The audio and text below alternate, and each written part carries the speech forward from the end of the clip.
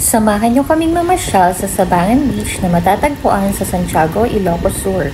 Sumakay nga pala kami ng tricycle papunta doon.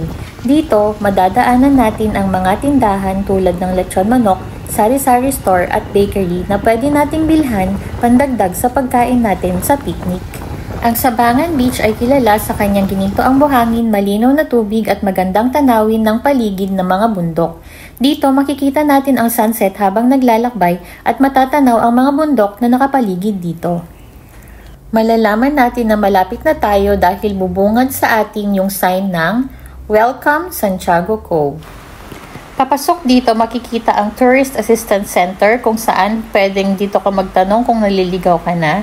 Ito naman ang Rodrigo's Restaurant. Nagsaserve sila ng mga roast food at authentic Filipino food at meron din silang bar para sa mga paborito mong drinks. Ito naman ang Oceanos Restaurant kung saan nagsaserve sila ng Ilocano specialties tulad ng igado, dinakdakan, papaitan, niladit, bopi, sinanglaw, bagnet at dinardaraan or dinuguan at marami pang iba. Nandito din ang Trade Center kung saan nagbibigay ito ng spasyo para sa kalakalan at pakikipag-ugnayan sa komunidad na nagbibigay pahintulot sa mga residente at bisita na bumili ng mga kalakal at suportahan ang mga lokal na negosyo.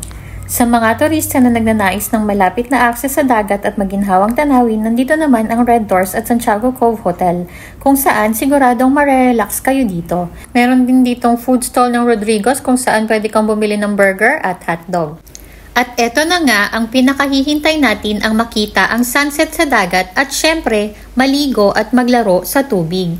Dito, kitang-kita talaga ang napakagandang sunset at masasabi nga natin na tunay na Instagrammable. Ang sarap maligo dito dahil kalmado ang tubig, wala kang makikitang malalaking alon. Kaya huwag nang palampasin ang pagkakataon na maranasan ang ganda ng Sabangan Beach. Dito, maaari kang mag-enjoy ng mga aktibidad sa tubig tulad ng snorkeling, kayak, meron din ditong nauupahang bangka, motorboat at banana boat. Pwede ka ding mag-sunbathing, mag-swimming at mag-picnic kasama ang iyong pamilya at mga kaibigan. Gusto mo na bang mag-relax? Makalimutan ng stress at mag-enjoy sa likas na kagandahan?